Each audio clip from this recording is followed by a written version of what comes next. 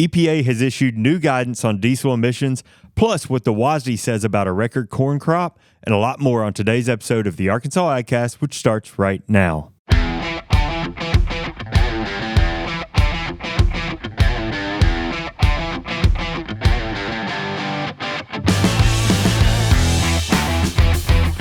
You're listening to the Arkansas AgCast, where we discuss the latest news, trends, and issues impacting Arkansas farmers and ranchers. Our show is brought to you by the Arkansas Farm Bureau Federation and hosted by Jason Brown and John Nickman. Howdy. Hello. Last week a day late, this week a day early. This is 2 weeks in a row we're here, though. We'll get to Thursday at one point or another. So far for August, we're doing pretty good. Yeah, doing pretty good. Are you plugged up over there? I just noticed that. Yeah. I've been working so hard on this here iPad that I forgot to charge it. So not only am I have a charger here, but I'm not close to a wall outlet that we have an extension cord, not running just behind me, but across to the other side of the room because that's the only open outlet. I bet you sat down and just said, "Can I charge this?" Didn't he? No. Did he do all that on his own? He walked right in and said, "That's what I'm saying. Can I have an extension cord?" Yeah. So Yeah. And you did it, but you plugged it up and Yeah, I did it all myself, yes. wow. Yeah. I'm kind of surprised by that. It only took one try. No, it's not the level of difficulty. It's just the level of your You think I'm a diva? existence. Yeah. That's where I'm headed with that. You think I'm a diva. I knew that's where he was headed. So- The funny thing is, you were the one that brought it up. So The charger? no, The diva. Oh, well, I knew that's what you were going to say. I think that's his point. kind of. So I know things before he's even going to say them. I think that's my point. Okay. Yeah. Well, I have a different take. But if I'm going to put in a request, I'd like a wall charge or outlet right here. yeah, good luck with that. We can't even get the right temperature in here. But this is a nice extension cord if you're There Yeah. is a wall outlet there. If you look, it is full. one for me. Oh man. Well, did y'all see it rained outside a minute ago? Did it rain at your house last night too? No, but I heard West Little Rock, I guess you're not quite West Little Rock, but I heard some people lost power. They got such a good storm. We didn't lose power, but it started thundering, I don't know, probably around 7. Yeah. And it was still thundering when I woke up at midnight, probably. Yeah. If it was midnight when I woke up. You got rain at your house last night. Did. We already talked about Yeah, that. it rolled through. So No, it missed us. We thundered and lightning some, but we didn't get any action. Good news is I'm not watering my yard today. Well, that's what I was going to say. So I'm still watering my yard. So, what else is going on? Anything else exciting been happening? There's not a lot going on in the world of, I'll say fun stuff, fun conversations. Today is National Filet Mignon Day. Really? So I did just see that. You going to cook one tonight? No, I don't care really. Glad you brought that up. I don't like a fillet. I mean, I'm just saying I think this is established on this show. Do you prefer a fillet? No, I don't. Okay, that's what I thought. I just wanted to see why And you? thought that. I prefer steak. So You don't just I'm whatever. not, I try not to be picky. That's fair. Now, if somebody wanted to buy me a filet, Yeah. I'm a You're gonna filet guy. I have had some You're gonna really, really good fillets. Oh, I have too. I shouldn't So, turn my yeah. nose up at a fillet. So Now, hot take here. Mary Louise and I went out to dinner the other night. She ordered a filet. It was too tender for me. Ever experienced That's that? interesting. I have not. Like it was like I've sous vide a filet before, and it was way too tender. Like it fell apart almost as soon as you took a bite of it. This was similar to that. And I Cut it with a fork. And when I said that, she she was like, "What are you kidding me? Like, Yeah. that's why you eat filet." So, Yeah. no, I mean, I don't think so. Yeah. but I'm more of a ribeye. yeah. I like I gentlemen like the myself. ribeyes. And, we have posed that question to almost every cattle producer who's been on this show. And the answers have been unanimous. Ribeye. Ribeye. Mm-hmm. So that's what I go by. Yeah. I did cook a ribeye last night. How'd you cook it? Did not sous vide it because I didn't give myself the time to do so. I just hit it with that, salt, pepper. Yeah. I smoked it for about 30, 45 minutes maybe. Yep. Because I forgot I need to get dog food after I started home. So I was like, better start this thing on smoke setting first. And then I seared it off, and it was delicious. Do you use iron skillet? All on my... Just all in the... Yeah, because I have the smoker that I have. Yeah. It's like it operates like a pellet, but with charcoal. Ooh, yeah, I've seen those. You like it? Masterbuilt makes it. Yeah. Yeah. Oh man, best invention ever. So I can just fire it up, go 225 for 30, 45 minutes, and then hit a button, and then it'll ramp up to 550 or whatever. So with that one, like a pellet smoker, their pellets are different flavors. Yeah. So is the charcoal for that one come that way too, or do you have to add? No, I use standard briquettes. Yeah. And then because it's got a whole chimney like this stack, and you can either put it in the bottom or put it in the top With the charcoal. So I just threw a couple of chunks of pecan in there. Yeah. And let it do its thing. I'd have you over sometime. I'd take come a ride over if around you that. invited me. Yeah, well, I haven't But ever. yeah, Still we hadn't filling got to that that out. part. Still filling that out. Yeah. So you and one other person I know have one of those smokers, and he said the same thing. Loves it. My two best friends have one also, and they both. I mean, all three of us just. I mean, it's the best thing ever because I say it's the convenience of a gas grill, but with the flavor profile of charcoal. How long you had it? 3 or 4 years. Held up well. It's a Father's Day gift. No, frankly, the quality. No, and I keep it covered. The quality is the only disappointing, and I've owned several of their products. Yeah. But it just is what it is. Like it's just not made that great. I mean, it still functions perfectly. Yeah. But the outside covering could stand a little beefing up. Well, they're traditional charcoal grills. I think that's kind of a selling point for them, though, right? Yeah. There's just really nothing to them. Yeah. I didn't know if they followed the same method in their But advanced technology. would I recommend one? Anybody. Yeah. If you even think you want to get away from a gas grill, this is text me. I'll tell you about it. This is the thing to get because you can smoke, you can grill, you can sear, you can They're do fairly everything. affordable, too, aren't they? Yeah, I mean, on the grand Compared scheme. to some others.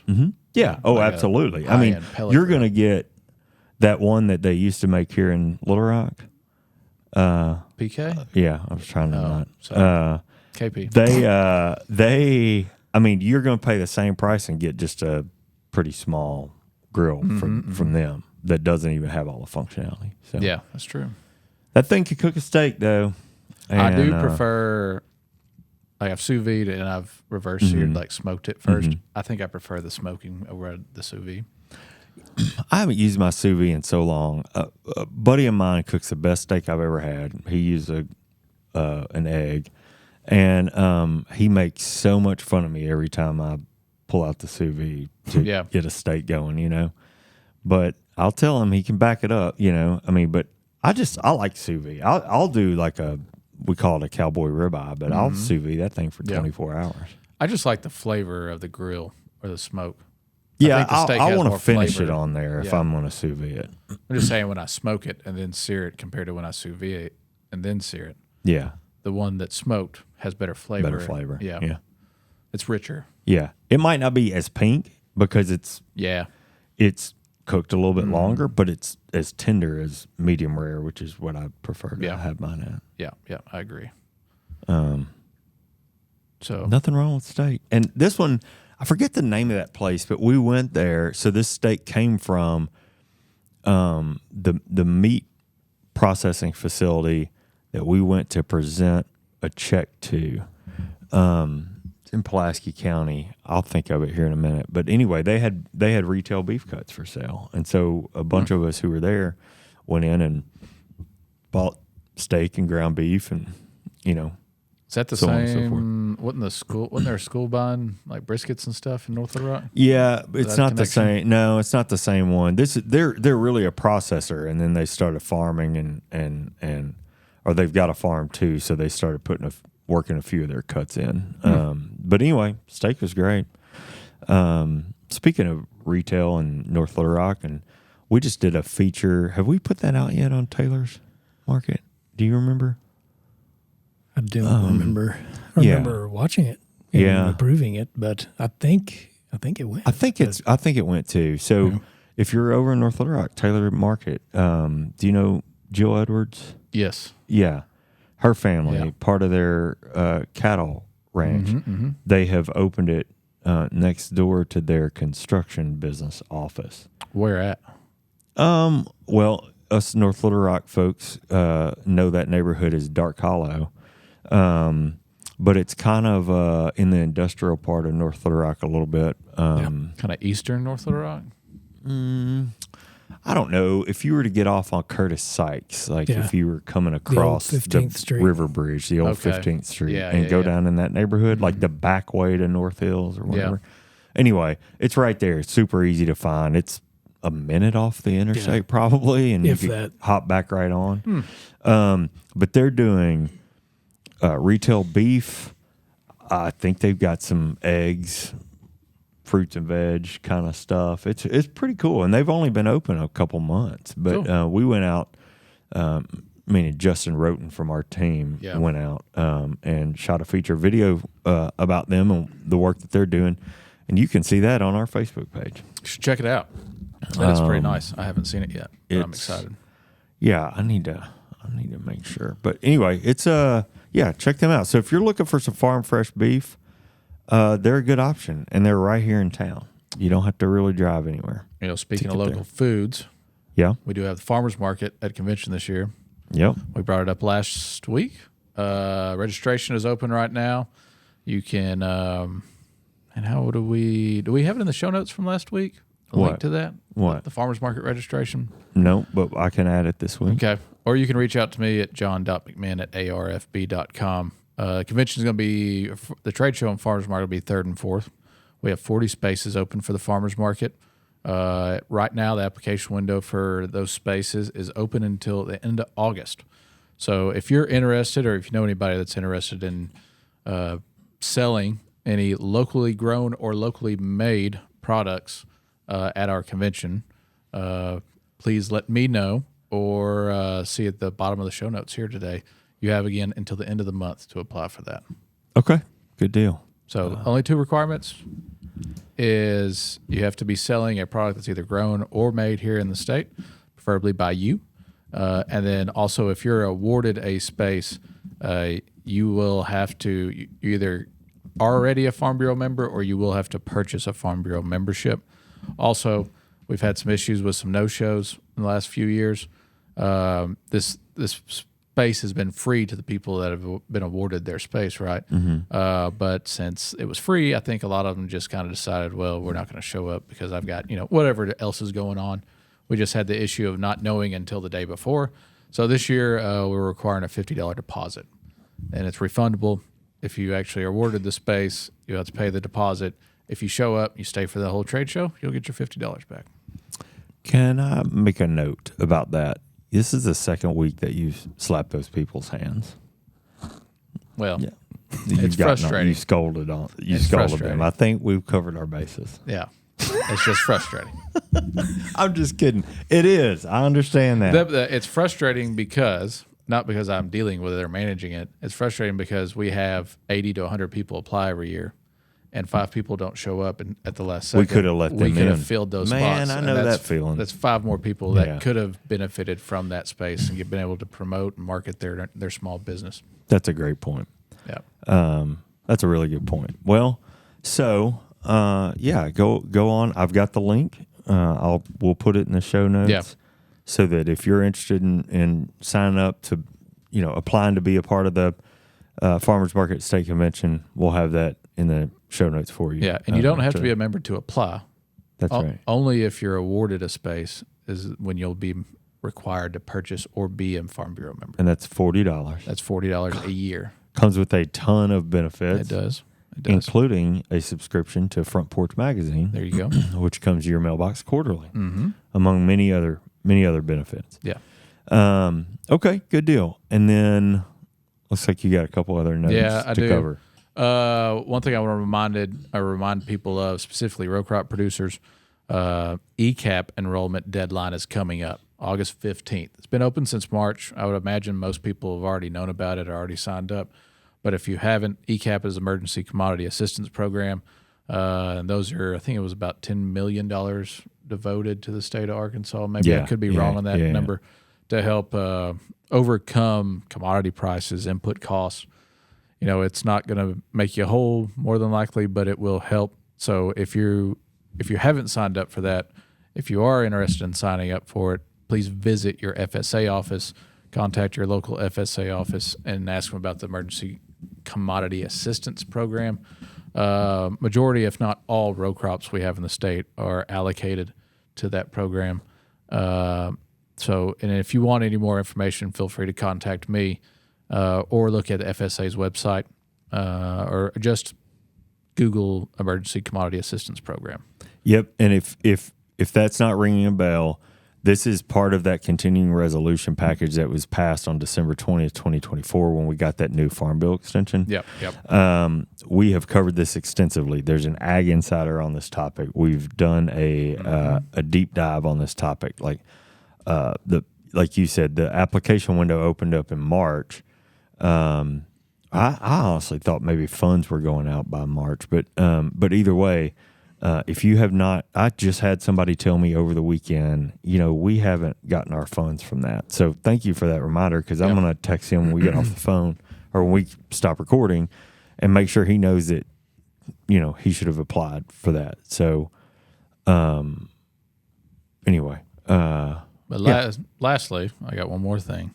Last week we announced we're going to do a college football pick'em challenge, just like we did with NCAA March Madness tournament. Mm-hmm. Some of our fans got to compete with the three of us and some other people here in the building to see who could, let's just call it stump the host again in a different fashion. Yeah. So this year it'll be a college football pick'em, not so much a tournament or fantasy football, but we have a link at the bottom of the show notes from last week. It'll probably be listed here. You'll probably see a formal announcement on some social media platforms. But the way this works is we're going to go through a specific website to accommodate all of us and any of our fans that want to compete against us. Each week, you'll have 10 games to pick from, and each one of those games, you're going to pick the winner. And then we haven't decided our prize package yet or how often we're going to send out prizes. We'll probably announce that in the coming shows. But whoever has the most picks guessed right, whether it be every week or every month or by the end of the season, will win some pretty nice prizes from us. Yeah. So jump in there. And I did notice that one of our fans has already signed up for it, but they didn't list their name on their. No, they need to just update that. Yeah, they need to update their listing, because right now it's a random generation of 20 numbers. ESPN user 3654 or whatever. Yeah. So if you could update that, whoever you might be, thanks for joining the group. But we don't know who you are. So if you could put your name in there as your team name, that would be great. Yeah, what's your team name? Right now it's J.A. McMahon. Boring. Apostrophe S picks one. You're gonna have to work on that. There's other priorities in the week that I just haven't gotten to that yet. You're busy. Well, look at this laptop, this iPad plugged in. You've been so busy. It probably was something, say, the best that ever was and ever will be. Okay.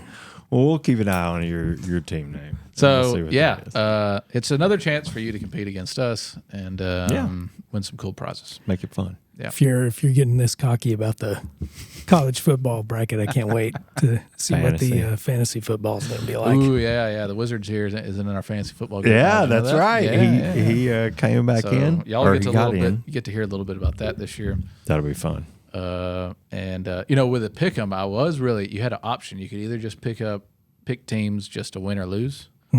I almost went with picking the line on them. No, and I was like, I'm glad I don't know if everybody's ready for that. Pass fail. Yeah. Will Arkansas win by 6? Yeah, probably not. No. All right. Well, it looks like that's all the my announcements. The announcements that you have, which was frankly a long list. Oh, by the way. But So we'll move on and tell you some more useful information, like what does the quality of row crops look like at this week of the year. So you guys know we have not really we don't really have much progress quote to report. We're going to kind of keep this to quality with the exception of rice for the most part. But we'll start with corn. So right now the corn crop in Arkansas is about 64% good to excellent, 32% fair to poor. The rice crop is doing actually pretty well, 73% good to excellent and 27% fair to poor. We reported last week that we thought there would be a harvest percentage on the board by this time, by this week, and we were correct. USDA says 1% of the crop was harvested since last week. I will say, though, according to historical data, that is a little behind. Last year we were at 2% this week, so we'll have to. I'm sure we'll play some catch up as dry as it is and everything like that. Yeah, once it gets rolling, it'll go full tilt. Soybeans, 63% of the crop good to excellent, 36% fair to poor. The cotton crop is also looking really good, 69% good to excellent, 31% fair to poor. Peanuts continue to be strong at 73% good to excellent and 27% fair to poor. And those sweet potatoes here in the state continue to struggle at 37% good to excellent, 63% fair to poor. So, it'd be interesting to see what week that corn shows up on this list for harvest. Probably a couple weeks away. Maybe. Where was I going? Maybe I was going somewhere for a PD meeting a week or two ago. There was some corn out there that wasn't ready, but it did look like it was getting that way. Yeah. So that might have been 2 weeks ago. How long have I been back? So, it had been a week ago, and a half ago. Are you going to that meeting tomorrow? No. Okay. All right. I'm headed to Northeast Arkansas tomorrow. So I got two at lunch next week, I think. I always look forward to that drive because you get to, we'll see. We'll see what's being cut tomorrow when we get through that. Yeah, they're cutting rice in Stuttgart. Yeah, I know that. Yep. But yeah, corn. I think corn will be here pretty quick. Yeah, I bet you're right. Now, one thing I made a comment to somebody the other day is that I wonder if people are going to be running their batch dryers this year for corn. Are they going to harvest corn at higher moisture to get it out of the field early and run it through the batch dryer to dry it, then put it in the grain bins? I asked that question because everything's so expensive and the price for every other commodity that we got out there isn't very high. So are they going to leave it out there so they don't have to pay to dry it down? Because that's an expense. Yeah. Well, it's interesting you ask. I might have some news and a story that I have today that could provide some insight into that question. Okay. Yeah. Well, you want to start with those stories? Let's do it. Okay. Well, I have potentially good news for farmers coming out of the EPA. The EPA recently announced new guidance to address sudden power losses in diesel equipment caused by diesel exhaust fluid, or also known as DEF, system faults. Administrator Lee Zeldin, speaking at the Iowa State Fair alongside SBA Administrator Kelly Loeffler, said the agency is asking manufacturers to update DEF system software so operators have more time to make repairs without interrupting operations. The change is projected to save family farms an estimated $727 million per year in avoided downtime. Now, that's not my number. It seems like a lot, but I'm not going to say it's wrong either. But anyways, for all you gas burners out there, DEF is a liquid used in selective catalytic reduction, or SCR systems, to reduce nitrogen oxide emissions from diesel engines. So since 2010, most on-road diesel trucks and many off-road machines such as tractors and construction equipment have used DEF systems to meet emission standards. When DEF runs out or a sensor fails, current systems can sharply reduce a vehicle's speed, sometimes to as little as 5 miles per hour within hours, which can disrupt work in agriculture, trucking, and construction. Starting with model year 2027, all new diesel trucks must be engineered to prevent sudden and severe power loss from DEF-related issues. The new EPA guidance also applies to existing equipment, with the agency working with manufacturers to roll out software changes without additional government approvals that could cause delays. The aim is to maintain emissions compliance while ensuring diesel-powered equipment remains operational when it is needed. So to read the full EPA report, the memorandum that they sent out, the specific guidance on that, you can visit EPA.gov and go to their newsletter, formal news announcements. What would you call that? It's a newsletter? Press release. That's it. Yeah. I'm not in the communications world. Well, I have a foot in it, clearly, but I don't live in it. So my verbiage is off. You can get all the information there. Yeah, but I will say, as an old GPS consultant, we didn't deal with DEF only in the matter that when it didn't work, it was a big deal. Problem. Yeah. I mean, tractors were completely and utterly shut down, in the middle of planting season or harvest. Yeah, that's a big problem. Big problem. So I think this is really good news. Yeah. Okay. Well, we're going to talk about the USDA's August WASDE report. And for the first time this season, the WASDE includes field-based yield projections for this crop year. That's giving farmers and markets a clearer view of what's ahead. American Farm Bureau economist Faith Parham says the updated numbers show a record-setting corn crop in the making.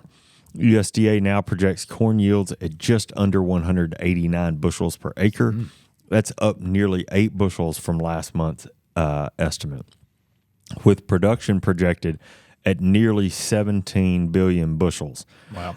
Even with higher feed, ethanol, and export use, supplies are expected to top 2.1 billion bushels, the largest carryout since the 2018-2019 growing season. What do you think that's doing to the price, Mr. Supply and Demand?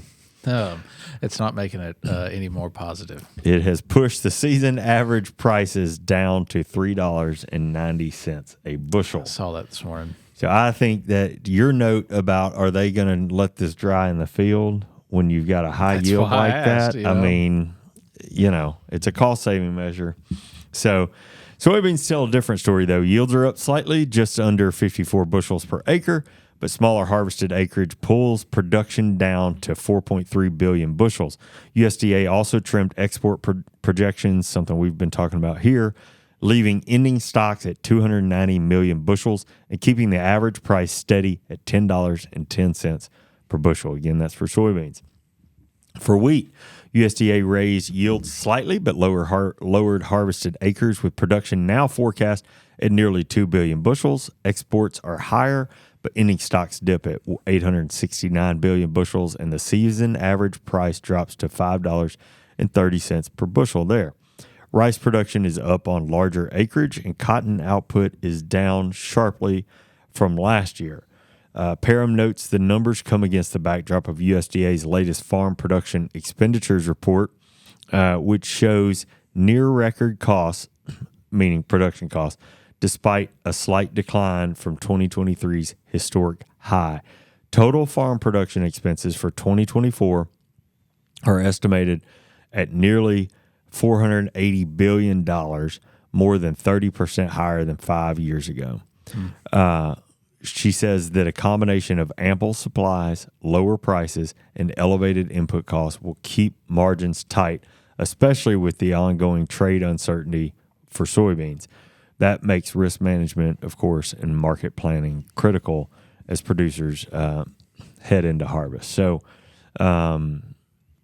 tough news for corn producers there. Soybeans seem to be staying steady. I was thinking today, those who have on-farm storage, not that it's going to make you profitable this year, but being able to hold that grain until the parts of the year where the demand is highest and the price is the highest is going to be a huge benefit, but I don't know. It is every year that's a good thing to have, right? Yeah. But I think when you're talking about risk management tools, that's a big one physically too, but financially that would help quite a bit. Not everybody has that luxury, but man, selling across the scales this year is going to be tough. It is going to be tough. Well, let's step away for a minute to hear a little bit about the Farm Bureau Health Plans of Arkansas.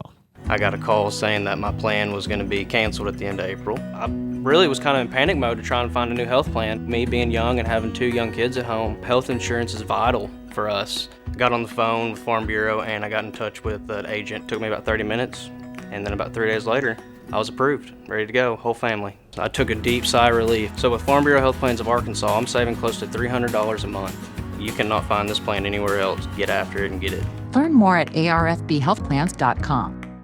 All right. I've got another story out of the U.S. Department of Agriculture. I think we have one every week. Yeah, I think you're right. And it's probably from me. Maybe I need to diversify. Diversify. Stretch my horizon a little bit. Yeah. Yeah. Well, anyways, I think it's worth noting that we do have this story today. But anyway, USDA has opened a 30-day public comment period on its proposed reorganization plan outlined in a memorandum issued July 24th, 2025. So USDA Secretary Brooke L. Rollins said that the department is seeking input from stakeholders, including Capitol Hill offices, USDA employees, all members of the agricultural community, to help ensure the agency is best positioned to serve farmers, ranchers, producers, and rural communities. The proposal calls for consolidating operations, closing the USDA South Building in Washington, D.C., and relocating about 2,600 positions to 5 regional hubs. And those would be in Raleigh, North Carolina, Kansas City, Missouri, Indianapolis, Indiana, Fort Collins, Colorado, and Salt Lake City, Utah. USDA says the reorganization is intended to streamline management, eliminate redundancies, and strengthen its presence in agricultural regions across the country. The plan is being carried out under existing statutory authority, including the Reorganization Plan Number 2 of 1953 and the Department of Agriculture Reorganization Act of 1994. This initiative is part of a broader effort to move portions of the federal workforce closer to the communities and industries they serve. By shifting key USDA roles into regional hubs, the department aims to improve local engagement, reduce operating costs, and increase responsiveness to agricultural challenges.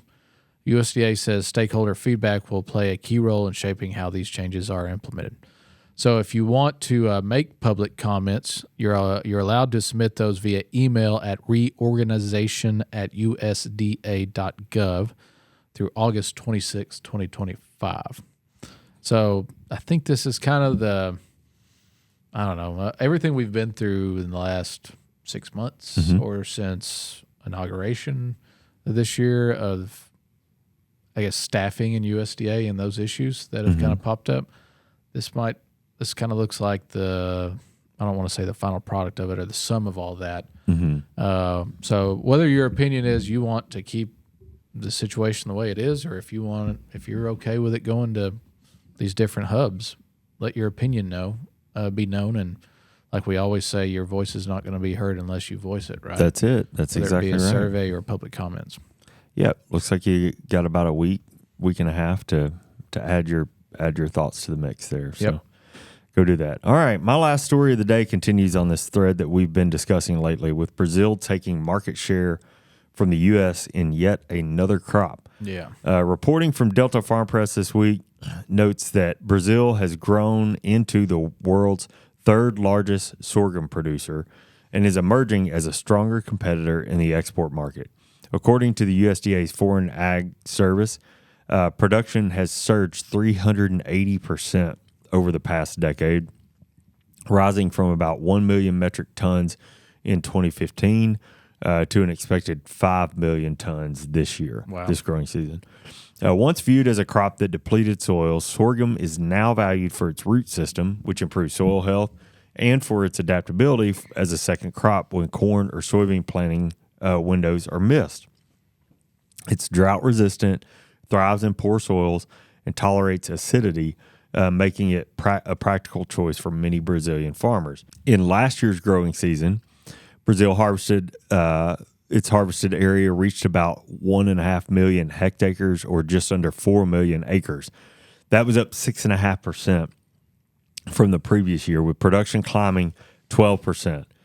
While most sorghum is used domestically to feed Brazil's livestock and poultry sectors, A recent trade agreement with China could boost exports, particularly as U.S. shipments have dropped sharply due to tariffs. U.S. sorghum exports, once averaging 5 to 7 million metric tons annually, have fallen to around 2.5 million tons last year. Mm-hmm. Infrastructure remains a challenge for Brazil's grain sector, something we talk about a lot again. But with growing production and new market access, the country is positioning itself as a serious player in global sorghum trade. I looked into Arkansas grain sorghum facts because I just wasn't sure. Fun sorghum facts about the production scale here in the state. The most recent production year data I could find was 2023, and we grew around 12,000 acres of grain sorghum here in Arkansas with the average yield of about 80 bushels per acre. So small on the scale of Arkansas. Yeah. I don't think, you and I talked before the show, I don't think this is a grain sorghum story as much as it is another piece of that Brazil moving to overtake the U.S., making moves in that export market. It also brings the infrastructure issue into play here, which is something we've talked about, who's investing in that.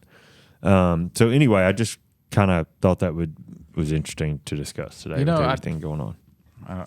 I don't know if it's because of the lack of sleep I've had over the last week and a half.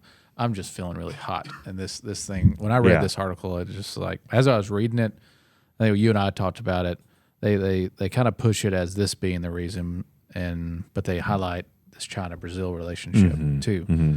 I think that's the reason. Yeah. You know what I mean? Yeah. And now just thinking about it, I wonder, you look at soybean and corn as well as now sorghum, did Brazil just wake up one day and say, hey, we want to be the biggest and best at growing these crops? Yeah. Or was there a real reason why they decided to start doing that? Yeah, that's a great question. And with China investing so much in their infrastructure and buying so much, now China's got an incentive not to buy from the U.S. Because of political issues and tariffs. Did China come in and say, hey, we buy a lot of sorghum too?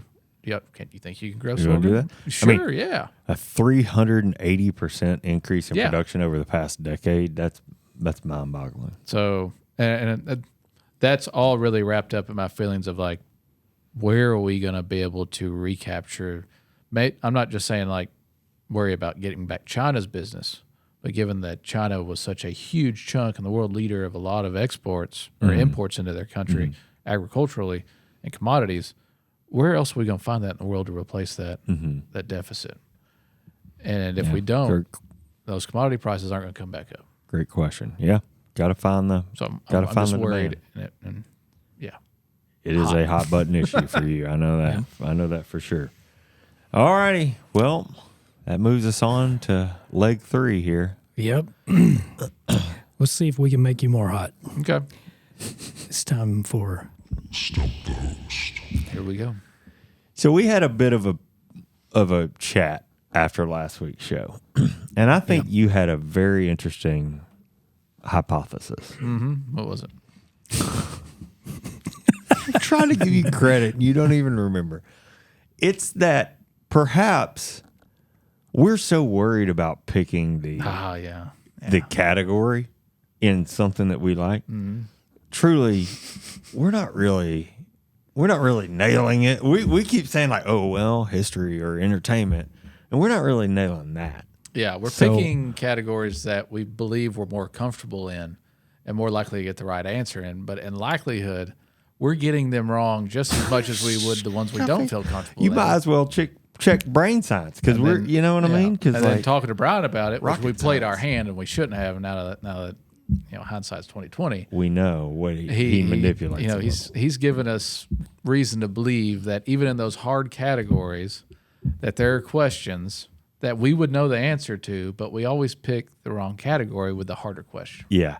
So maybe we're fooling ourselves. Maybe. But now that we've said this, see, the thing is, are we brave enough to get out of the normal categories? He can see the questions already. We did figure that out after the show last week, that he can see. He knows what the question is as soon as we say the category. Mm-hmm. And that's why he smiles so big sometimes or laughs a little because he knows we're just going I to think get it's the control smoked. he likes. I think that's the aspect. Oh, that's what it is. Okay. All right. That all said, All right. let's test your new theory. Let's get out of our comfort zone. Wow. You know, most theories I've tested in my life, I've been wrong. Well, That we'll see. Or I found the answer that I didn't want to find. that's part of the problem. Yeah. Well, if you're done consoling yourselves and hypothesizing about why or why not you're getting these wrong, shall we continue? It could just be our lack of knowledge. It could be. It Sometimes could be you just have to sit Why down. would we start and- there? Why would we just say Yeah. maybe we don't know as much as we think we do? I think that's why this segment exists. So with all that, do you want me to pick them, or do you want to pick them? No, I think we still think have we to should pick 'em. pick 'em. Yeah, we still have to pick them. That's part of the game. That's why it's fun. Entertainment, history, art, He's had enough art. geography, science. I mean, you can go anywhere. So have All fun. right. Fun. All right. He still doesn't have any confidence in us. No, I wouldn't. I will picked tell first you. last time. I will tell you the one that is labeled arts in this category this time.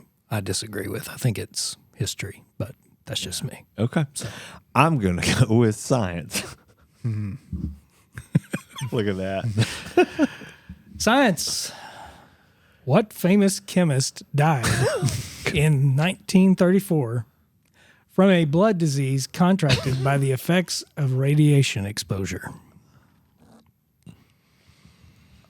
Oh, what was his Was he name? in the movie Oppenheimer? No. I don't know. Jones. Was not Dr. Jones. I don't know. Smith. Close. Uh-huh. Mary Curry. Mary Curry. So by close, not at all. No. Yeah. So theory. So All far, right. So far, playing out. yeah. So, what are we going with next? What's up there, Ian? All of them. Art. Entertainment, history, art. Go arts. art. Go art. Yeah, let's do art. Or geography. Okay, arts. No, for some reason, I feel more comfortable in geography than I do. He art. said he thinks it's more history. No. So Like So which one was it then? Art history. According to Exodus, what is the fifth plague of Egypt? yeah, that doesn't feel like art. Yeah. No. But I don't know which one the fifth one is. Try counting them up. No, but I don't know how they started. And it would not be arts. It's history. Yeah. It happened. Yeah. But it's an art category. It's arts. So I'm going to say that it might be color related. No. No? You're okay. off. Well, that Locus. see, I was going to go with color and say that the river ran red with blood, right? That was the first one. That was the first one. I kind of figured that was the first one because that's like a sign of like, all right, y'all And messing up. that's legit. Like, Yeah. hey, you see That's that? weird. Like, that's odd that that's yeah. doing that. Yeah. I don't know. Think of some of the others that might have come along after that might have started with the Bloody River that then would have affected something bigger. I'm lost. Yeah, me too. Diseased livestock. Disease. The Agriculture. diseased, the diseased livestock. Yeah. Asian longhorn ticks. Yeah, the New Age screwworm could have been there. Which, if you listen to scientists, they start explaining all these things, why it was a natural cause that all this stuff happened yeah. because they're That was it. Yeah. Huh. Interesting. That's interesting. So they think the river ran red because of all the livestock? No. Oh, okay. no, that was first. That was for okay. Yeah, you're right. And because of the Bloody River, you've got the flies and locusts and yeah, Yeah. frogs and all that kind of stuff. yeah. But anyway, All right.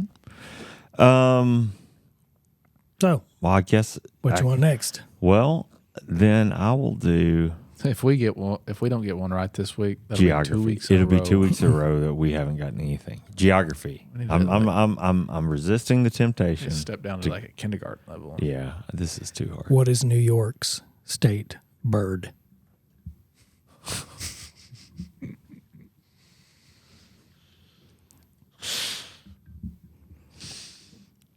Oh boy, Oriole? I like that. No, that's Baltimore Orioles. Yeah. The blue jay. Ooh, so close. Oh, right there. Bluebird. Oh, does that not count? Are they not It does not count. They're two different birds. Two different birds, baby. Oh, all The right. trifecta, the goose egg. Yeah, here we go. Well, Way to go. Well, at least We've we gotta have try fantasy something football. different. yeah, This college pick'em thing. Maybe we'll have opportunity to redeem ourselves. yeah, maybe so. I doubt it. That's embarrassing. Let's end the show. All right. That wraps up the news for this week. Thanks for following along with the Arkansas iCast. We're grateful for you taking the time to watch and listen. Absolutely. Remember, you can catch new episodes of the show every Thursday afternoon. Find video episodes on Facebook and YouTube. Listen to the audio version wherever you listen to podcasts. Make sure to subscribe and leave us a review when you have a few extra minutes. The Arkansas iCast is brought to you by the Arkansas Farm Bureau. I'm Jason Brown, And I'm John McMahon. and we'll see you next week.